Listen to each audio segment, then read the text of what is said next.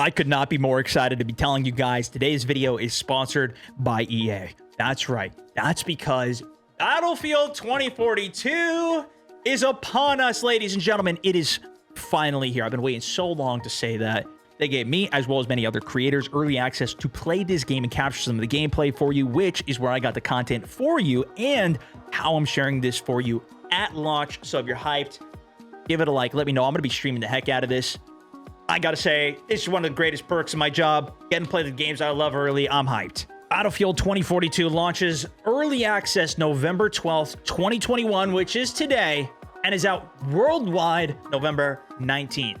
This year, there is a lot of changes that have happened. Maybe you haven't been paying a lot of attention. Let's get caught up. This is gonna be perfect for you. We'll be getting deeper into some of the modes, maps, weapons, gameplays, coming on the channel in the future too, so make sure you stay subscribed, locked in for it. Obviously, this is set in 2042, the near future, and it is massive scale, up from the traditional 64 players, 32v32, all the way up to 128 player lobbies. At launch, there are 7 massive maps. This obviously to accommodate the 128 players that are in it, as well as they're adding 6 maps from previous games that you can rediscover. We'll talk more about that in a second. If you know me though, online games, multiplayer games, these are my bread and butter. This is what I love. And that's what they've decided to focus on for this, so I am a happy camper.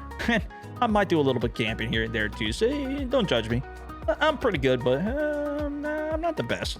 But the offer's stacking up well. 3 main multiplayer experiences that they are offering, that being all-out warfare. This is your everything goes, insanity, everything coming together. Portals, these are your custom games and custom scenarios that are created by the community or you can get from others. And of course, Hazard Zone, where you prepare, go in, loot, and extract. This is really some of the start of my initial coverage of the game. Want to get everybody on the same page, give you a nice overview of everything. Before we hop in, get some community games going. Maybe lead an army of noobs like yourselves out there. Oh shoot, should I not have insulted you guys? What's my sub count? Is it 0 now? So let's run through these, shall we? Starting with Portal. Personally, this is one of the biggest things that I'm excited for. This is your all-new community-based modes, experiences. They created a platform to let our imagination run wild here. This is a way to set custom logic inside of Battlefield. Custom rules that we can create our own game within the game. On top of that, this is not just from Battlefield 2042. They have content from Battlefield 1942, Bad Company 2, Battlefield 3. Mix and match the weapons, the vehicles, the gadgets, even the soldiers, their look, their outfits. You want to have a soldier from 1942 using modern day C5 and an M5? Run it up! During the playtest, we even hopped on some of just the classic games, keeping the rules of Battlefield 3, 1942, giving you the experience of playing those old games with those weapons, even playing them in different ways, for example, with a VIP mode. Or even, of course, like I said, tweaking it so you could use modern weapons, different vehicles. What they've created with this is the Battlefield Builder. It's a new web-based platform that allows people to develop unique experiences within the Battlefield sandbox. This is where I'm really hoping you guys want to join me for some games, because obviously we're going to need some people to fill the lobbies. Although there is AI that you can implement into a game to fill lobbies if you don't have people to join in for you, or you're waiting for people to join as you publicly put the game out and wait for people to hop in. But it'd be so much better to get you guys in, get a full lobby of everybody there, knowing the rules, good competitions, even getting playlists from the community, even you creating your own playlist for your own communities. Buddies at school, friends from work, whatever it might be. One of the other things we tried in 2042, which you're seeing some gameplay of as well here, is free-for-all. We tried this across a couple different maps, which, yes, you heard me say that right, free-for-all in Battlefield. Even in previous Battlefields with gun game, they were still team-based modes. It was a little different running it. And on top of that, they made the rules so we ran 30% faster. The spawn times were almost instant. They already had preset loadouts and weapons that we could use for it. And they just kind of threw something together, like doing a next step iteration on some of the loadouts would have been even cooler. You can even eliminate certain specific attachments for weapons, or only enable those. If you don't like free-for-all, apply those same rules in a different mode, different player counts. I think there's just insane potential with this, and it's got me really excited. I'm gonna have another video also showcasing, talking more about this mode, getting a little deeper. Stay tuned for that. It's gonna be coming very soon. But that leads me to the classics, the all-out warfare multiplayer experience. If you're returning to Battlefield, you may be a little bit more familiar with some of these ones. Conquest, but of course, double the scale. This is what was partially featured in the Battlefield beta. Of course, we only got to see one map there. You're looking at 64 v 64. If you're not as familiar with Battlefield, this is you fighting for specific sectors of the map. The more sectors that you control, the more you bleed the enemy tickets. Allows for very fast respawns, a lot of different vehicle options that you can utilize. You can hop in any vehicle at any point as long as you're the first one to get in it. This is where too, especially in the past, like even back in Battlefield 3 was making specific just jet tutorial videos because I love the jets. That's what I try to spawn in every single time. I couldn't believe you could just spawn in it. I thought, why doesn't people get in this every single life they ever come in? So good on top of the helicopters, tanks. You can either defend objectives, push objectives on the attacking side too. Heck, put some C5 on a nice ATV, drive it into some tanks the whole game if you want to. It's always been one of my truly favorite things about Battlefield. I think many of you guys could attest to this as well. To the point of jets, or even the other area that I did a lot was sniping. Get up on a tower or somewhere, I just keep on sniping all day long. Whatever you find interesting, you can focus on, especially in this. And it really is a sandbox experience of pure destruction. It's something I've always really appreciated. The map is also now so big that even specific sectors have multiple objectives. So you need to get A1 and A2 or B1 and B2, etc., in order to capture those respective sectors.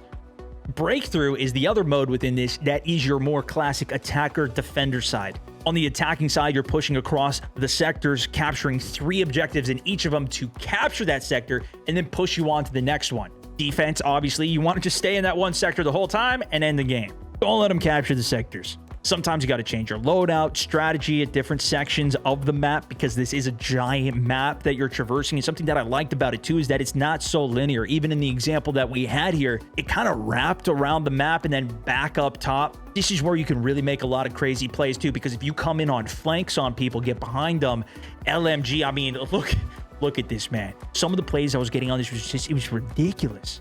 Obviously, playing against other players is a great experience.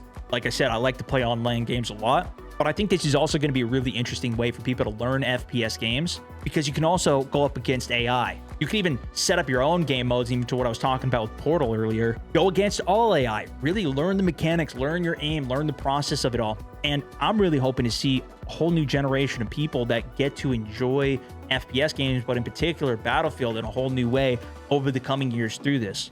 Because finally, that leads us to where things heat up a little bit in the hazard zone. This is what you've all been waiting for. If you've been watching my channel for a while here, I've been really looking forward to seeing this one. They only gave us a taste of it. I already have a video ready and coming on a full playthrough of a game.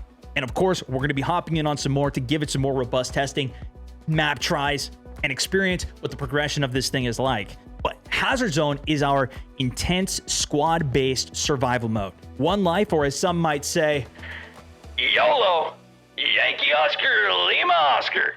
This is your survival experience combined with, of course, the sandbox Battlefield experience. It's squad-based, going with a team against other players, fighting to clear out AI and secure data drives. AI is going to be guarding it, spawning in, driving in, but so are other players who are fighting for those same drives. 32 players enter in on the map at the same time.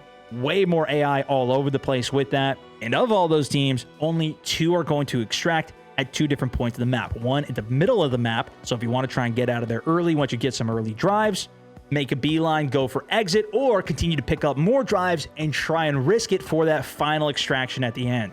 If you extract with the drives, that seemed to be how you got the most currency out of it. But even getting kills against AI and especially other players, you also earn currency, even if you die, called dark market credits, which allow you to then enter the next game with better weapons, more perks, which means hoarding credits up so you can go in super juiced out into a future game can be that much better. On top of that, if you successfully extract multiple times in a row, you build up a streak, which also gives you more perks and gives you discounts on some of the things when you're buying it on your way in. If you die, streak completely resets. You also lose everything that you had in the game. No refund on those tokens you spent to get in there. And I love that they're having a more hardcore experience here, having heavy penalties and big rewards for going in big. It's got me excited for what they can do with it, what they can bring with it, and I'm really interested to see how this feels in the hands of everybody playing it, as well as myself. This is one of the things that I want to hop in on and really play through. The last bit I wanted to touch on at the end here was some of the other ways that the gameplay has changed. From the beta, we saw 4 different specialists in the game. In Battlefield 42 at launch, we're going to have 10 different specialists. If you're more familiar with Battlefield's classic 4-class system, you could still even bring some of that back, and I even did see it in some of our Portal gameplay. But with all these new operators, there's a lot more nuanced ways to play. From what I could tell, all of these different classes are still specialized kind of under those 4 umbrellas. For example, with Recon, you got a couple different Recon-esque players, but it's divided up what each of their perks are and their abilities. One can do Recon with a scan that goes through walls that's short-lasting but gives you incredible intel. Another can Recon by pulling a drone out, flying it up in the sky, and giving comms for the entire team, pinging people. Playing the game for so long, it was always something that I was like, man, if only I could just keep my sniper but have some ammo with me so I could just keep refilling and stay up in this perch forever without having to get somebody else out there to give me a resupply. Now you really have unlimited amount of combinations that you could do. It was always an understandable frustration because then it does force different mechanics to actually happen in the game. But personally, I'm excited to try this out on a bigger scale over a longer period of time, as well as even set up some custom games and rule sets that do have more restrictions and see how that gameplay even differs from it on our own. With that, hopefully you guys are excited. If you're interested in getting the game, check it out. Link is in the description down below. Again, a huge thank you to EA for sponsoring the video. Double check. Make sure you're subscribed to catch all the latest. I'm going to have a lot of content coming your guys' way. If you're not yet, join in on our Discord server to get involved with the community. Join in on some of the games that we're doing, as well as my live streams every weekday, noon Pacific. That's for this one, though. Thank you so much for watching. This is Stoneman64. Over and out.